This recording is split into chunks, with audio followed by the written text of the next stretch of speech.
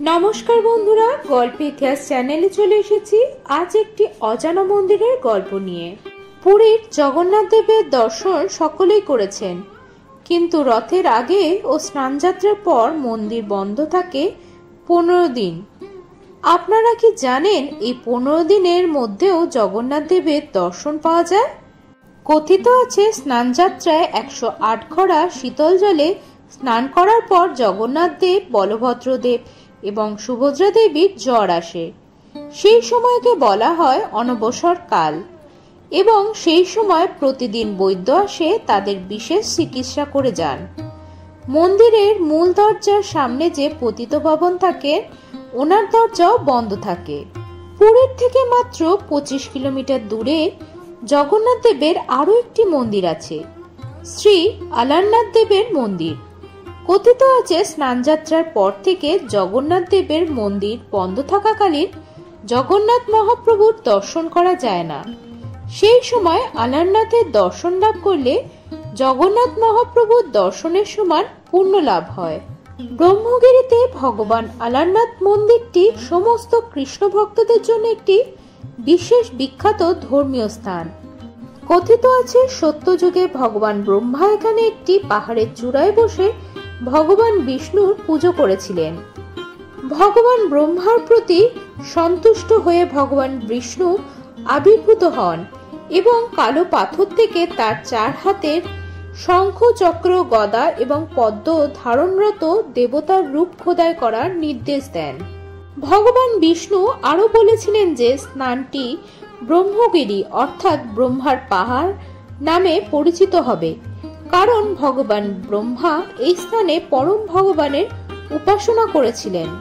পৌরাণিক কাহিনী অনুসারে রাজস্থানের আলওয়ারের শাসকরা এখানে মন্দিরটি প্রতিষ্ঠা করেন। মন্দিরটি পরে আলওয়ারনাথ বা আলারনাথ নামে পরিচিত হয়। বর্তমান মন্দিরটি প্রায় 1100 বছর আগে রাজা মদন মহাদেব তৈরি করেছিলেন এবং পূর্বে দক্ষিণ ভারতীয় ব্রাহ্মণরা এই মন্দিরের পুজো করতেন। বহু বছর আগে 1610 খ্রিস্টাব্দে ভগবান জগন্নাথের অনবসরের সময় ভগবান চৈতন্য মহাপ্রভু আলারনাথে এসেছিলেন। স্নানযাত্রার অনুষ্ঠানের পরের সময় যখন ভগবান জগন্নাথকে মন্দিরে দেখা যায় না, কারণ তার জ্বর হয়, সেই সময়কে অনবসর বলে। প্রকৃতপক্ষে এই সময়কালে জগন্নাথ দেবের দেহে সংস্কার করা হয়, একে নবযৌবনও বলা হয়। রথযাত্রার সময় ভগবান জগন্নাথ আবার জনসমক্ষে হাজির হন।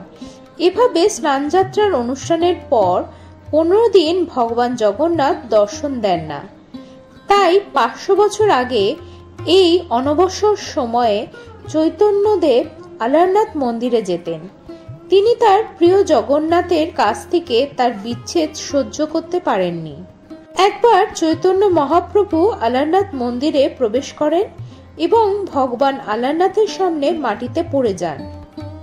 প্রভুর প্রতি তার ভালোবাসা এতটাই তীব্র ছিল যে ভগবান চৈতন্যের আনন্দময় স্পর্শে পাথরটি গলে গিয়েছিল এবং পাথরটিতে তার মাথা, বাহু, বুক এবং পায়ের ছাপ ধারণ করেছিল। সেই ছাপগুলি আজও পাথরের স্ল্যাবে দৃশ্যমান। পাথরটি প্রেমশিলা নামে পরিচিত এবং মন্দির চত্বরে পূজিত হয়। আলারনাথ মন্দিরের প্রাঙ্গণের ভেতর ভগবান চৈতন্যকে উৎসর্গ করা একটি ছোট মন্দির আছে। এই মন্দিরে ভগবান চৈতন্য দেবের 6 ভুজের সশস্ত্র একটি মূর্তি আছে, যা ভগবান কৃষ্ণ ও ভগবান রামের সাথে ভগবান চৈতন্যের সম্পর্ক স্থাপনা করে। বিশ্বাস করা হয় যে যারা অসুস্থ প্রকোষ্ঠে থাকার সময় ভগবান জগন্নাথের পুজো করতে পারেন না, তারা আলারনাথ মন্দিরে গেলে দেবতার আশীর্বাদ পেতে পারেন। এই সময়কালে মন্দিরের সেবকরা প্রভুকে পবিত্র বরিজ অর্থাৎ গুড় দ্বারা তৈরি চালের পুডিং, স্থানীয় ভাষায় যাকে ক্ষীর বলা হয়, তা ভোগ দেয়। প্রতি বছর অনবসরের সময় হাজার হাজার ভক্ত ভগবান আলারনাথের আশীর্বাদ পেতে এবং বিখ্যাত পবিত্র ক্ষীরের স্বাদ নিতে এই মন্দিরে যান। এই ক্ষীরভোগ সম্পর্কে একটি সুন্দর পৌরাণিক গল্প আছে। একদিন এক শিশু ভক্ত পরম ভক্তি ভরে ভগবানের কাছে প্রার্থনা করে গরম ক্ষীর নিবেদন করল। ভগবান আনন্দে তাড়াহুড়ো করে গরম ক্ষীরে আঙুল ডুবিয়ে দিলেন এবং ডান হাতের ওপরের আঙ্গুল তার পুড়ে গেল। আলারনাথের মূর্তিতে আজও সেই পোড়া আঙ্গুল দৃশ্যমান। এই মন্দিরে ভগবান বিষ্ণুকে ভগবান আলারনাথ রূপে পুজো করা হয়। দেবতার 4টি বাহু। তিনি তার উপরের ডান হাতে চক্র, নিচের ডান হাতে পদ্ম, উপরের বাম হাতে শঙ্খ এবং নিচের বাম হাতে গদা ধারণ করেন।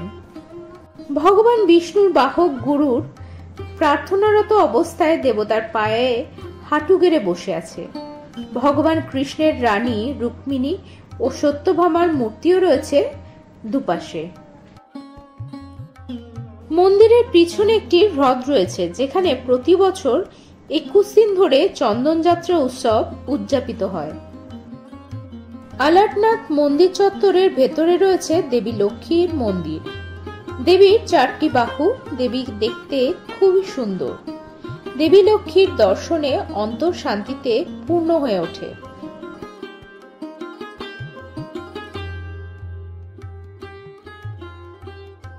তাহলে বন্ধুরা, ভিডিওটি কেমন লাগলো তা অবশ্যই কমেন্টস করে জানাতে ভুলবেন না।